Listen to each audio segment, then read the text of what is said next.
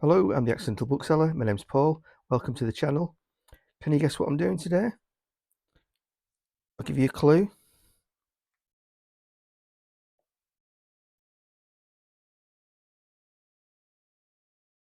Yes, it's the Muppets Tag.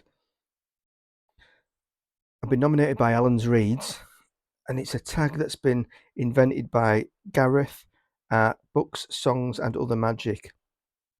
Not particularly a big Muppets fan, never have been, although I have got a t-shirt because I just thought it's just a fun thing to have. It is really tight. It's old and tight. So I've got the fire engine on standby and a vat of lubricant in the garden to try and get it off me. When I was a kid, my favourites were Mr. Ben, rest in peace Ray Brooks,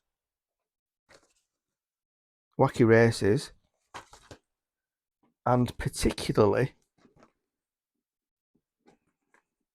Chumpton. And this is the box set DVDs of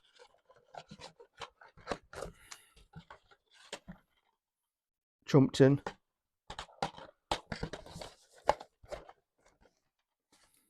Camberwick Green, and Chigley.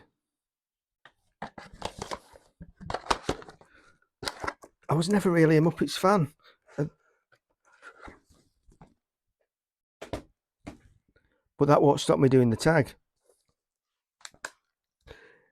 You don't have to have any particular knowledge of the Muppets. It's basically there's a character of the Muppets, and the trait of that character. You can pick a book based upon that trait. So the first question is it's Kermit, and it's pick a book with a great leader. Now, my choice is The Art of Captaincy by Mike Brealey. In the late 70s, Mike Brealey was the England captain, particularly noted as one of the great captains of not just cricket, but certainly British sport.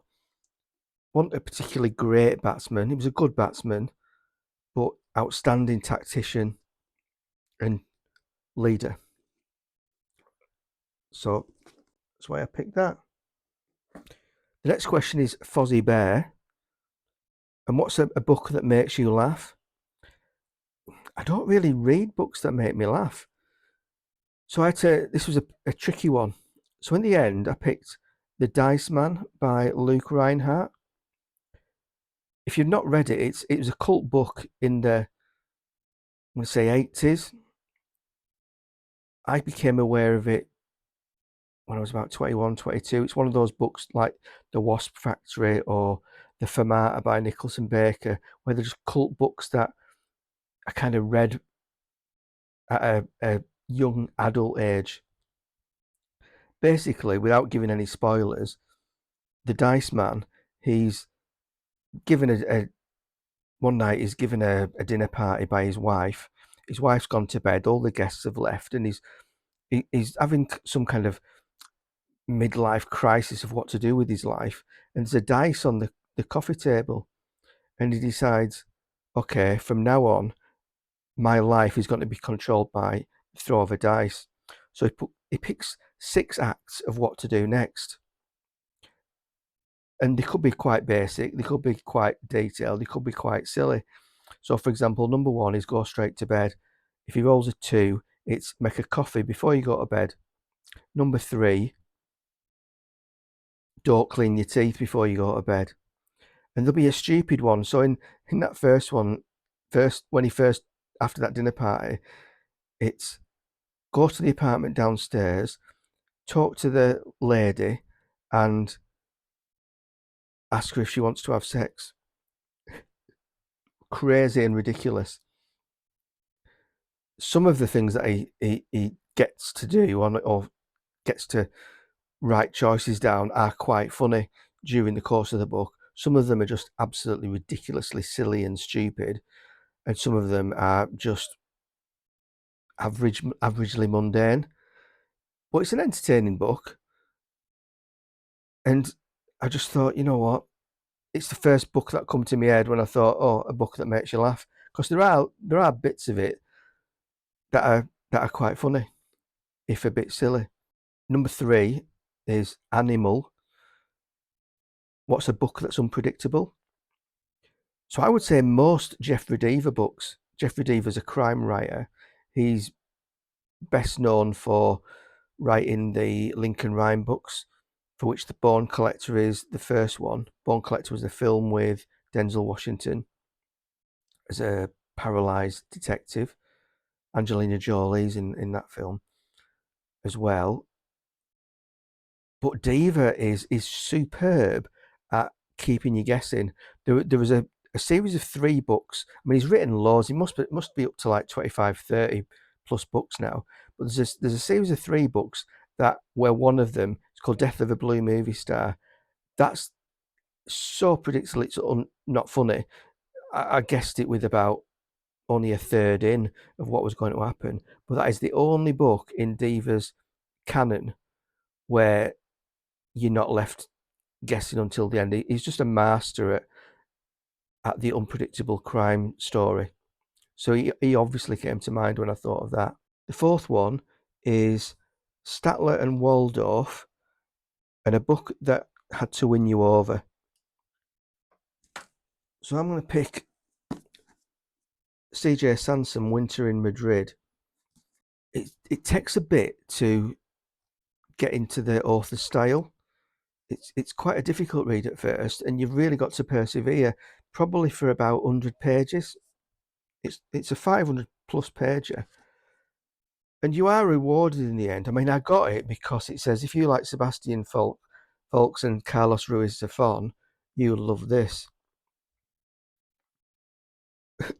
They had me when they said Carlos Ruiz Zafón, and if you've watched other videos in this channel, you know why. I mean, it's not up to Zafón's level, but it's a good, entertaining, nice, not necessarily pleasant read. I was going to say nice and pleasant because it's not overly pleasant. It's quite sad in places. The writing is of a quality nature, and yeah, that's what I picked for a book that had to win you over, because it really did. Because I mean, there's only 3 books in my life that I've DNF'd, so it was never going to get DNF'd, but it had to win me over. The next question is Ernie, a character that is innocent.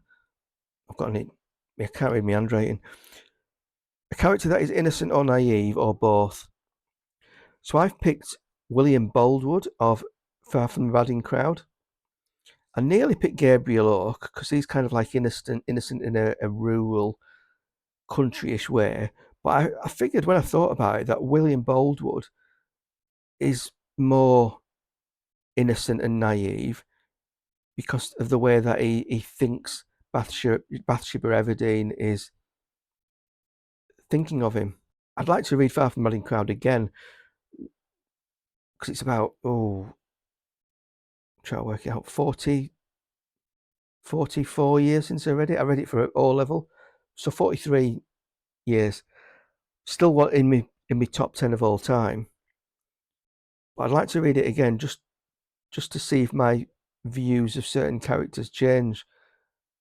I think you're led to like Gabriel Oak, but I'm wondering whether now later in life, whether there might be other characters that I might appreciate just as much. So yeah, William Boldwood, Far From the Madding Crowd, innocent and naive. The next one is Gonzo the Great. What's a book that defies simple genre definitions? I've picked any Stephen King. And the reason it's any is that I'm not convinced, never really have been, that Stephen King is horror. I watched a good video by the Outlaw Bookseller the other day talking about weird fiction. And I wasn't really going into what weird fiction is, but he was wondering about sort of the definitions of subgenres. I think weird fiction's quite nice because you've only got to say the word and you automatically know what it means. It's H.P. Lovecraft, it's Clark Ashton Smith, it's William O. Hodgson, it's Arthur Machen. You know instinctively what it is. But with horror, and especially now, where I'll watch videos with young people saying, "Oh, you know, I like reading horror," and they'll talk about books that I don't really consider horror. And for horror, I think of Sean Hudson, James Herbert, Kath Kodja, Brent Monahan, Philip Nutman, just obvious exponents of horror. Early Clive Barker's another, first 3 or 4 books. But Stephen King, if I think of if you were to take the whole Stephen King canon of books, and there's must be 65 novels that he's written, you lay them all down and you close your eyes and you pick out a book at random, what's the chances of it being a horror book? I would say 85% of the time you'll pick a book that's not horror. Yeah, there's Pet Sematary. Yeah, there's possibly The Stand, you could say it is, maybe. Cell is one, The Mist is one. But I'm struggling to name Salem's Lot. I'm struggling to name many books that you can class as horror. I mean, there's always a supernaturally type element. Some of them are more stronger than others.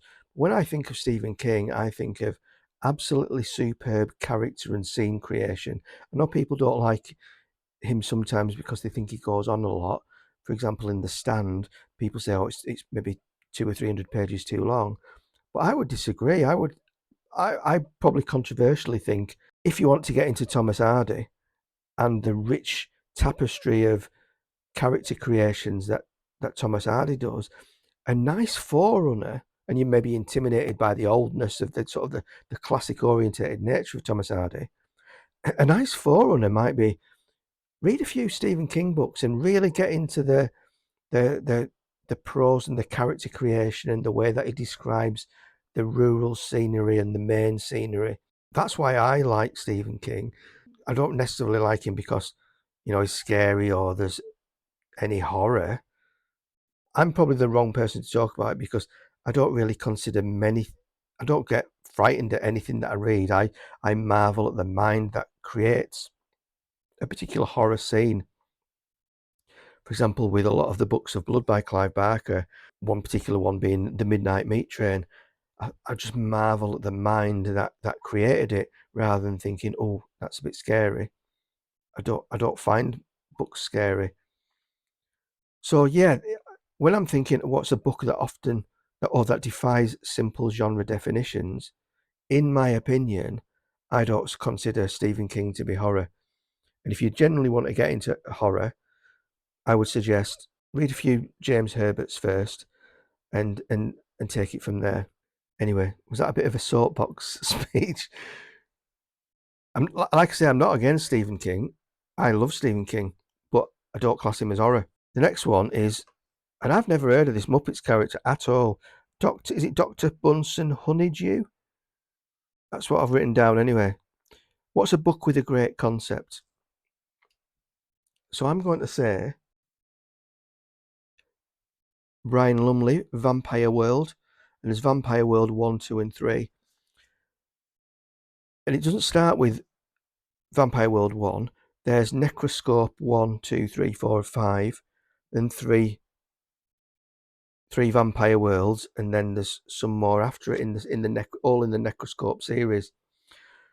Basically, the first 4 or 5 are reasonably be described as horror, but what it does, and it's the vampire books, and I don't mean vampire as in a bit of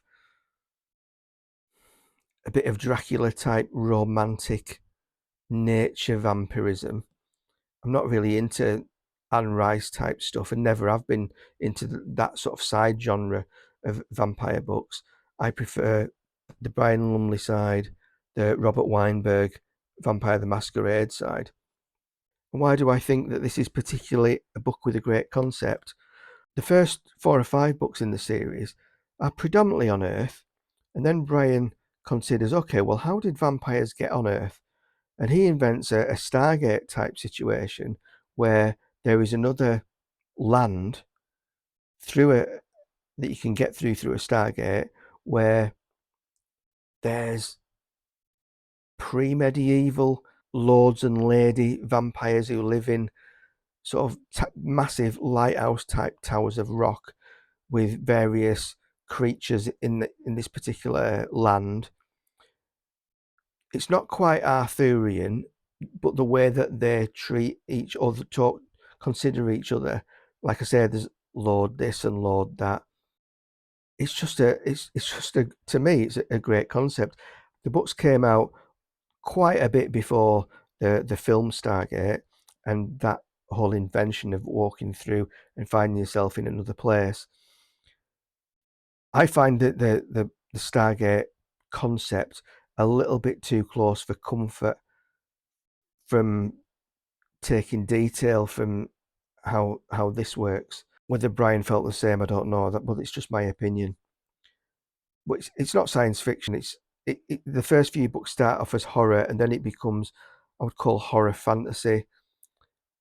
And it's probably a great example of horror fantasy because of those concepts of the vampire land that exists and the concept of how vampires arrived in the on Earth. The next one is a character that lights up the scene and makes you smile. And this is a Muppet called Dr. Teeth. Never heard of Dr. Teeth. I struggled with this one, but in the end, I came up with the father from the road, simply because of his unchanneled, undiminished, and everlasting love for his son.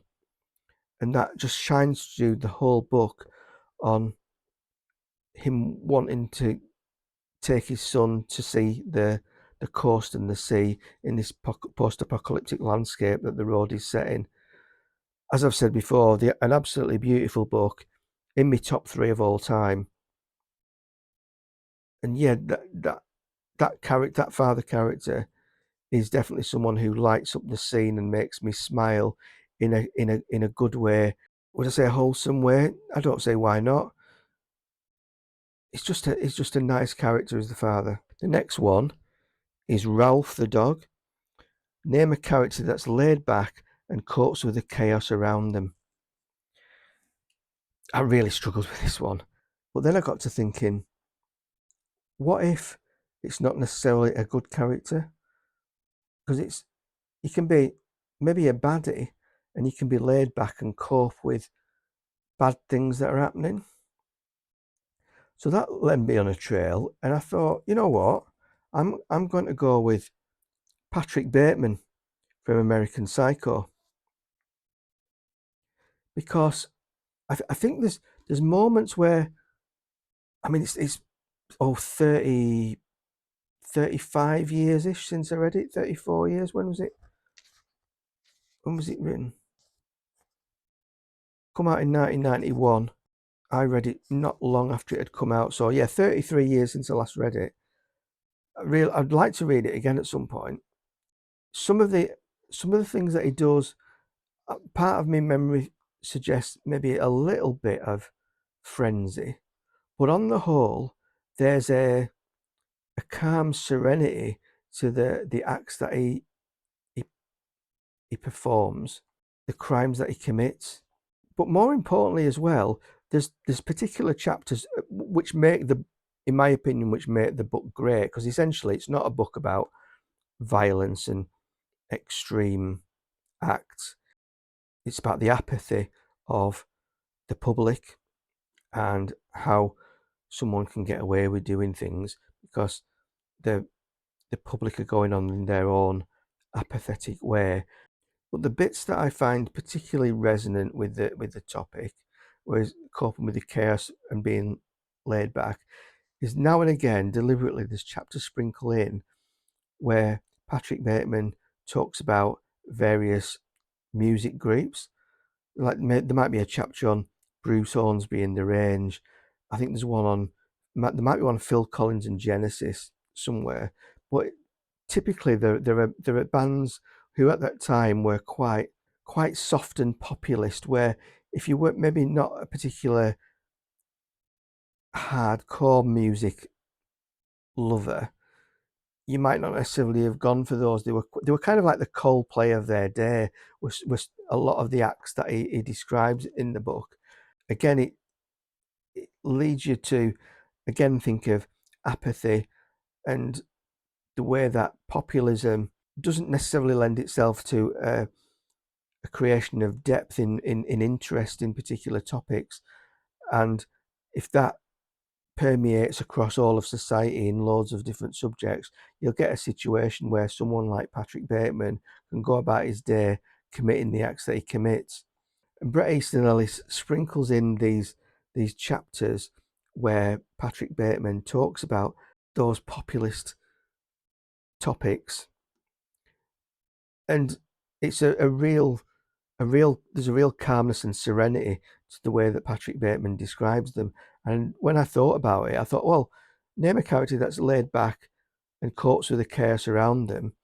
And it actually became quite obvious that Patrick Bateman might be a good shout for this particular question. So I'm going for it. The final question is the Muppets in general. Name a book with a great found family. And I've gone with the Hobbits in the Lord of the Rings. There's just a band of brothers to their travels and endeavours, trials and tribulations. It took a while to think of it. I did consider the band of stragglers who get together in, I think it's Denver, halfway through the stand. But then there's a little bit of fractions in that community. And I'd got this particular book down to talk about the next tag that or one of the tags that I'm going to do shortly, which was the Mammoths book tag. And I saw this and I thought, the Hobbits. So yeah, I think that the Hobbits in the Lord of the Rings are a good shout for a great found family. So there we are. That's the end of that particular tag.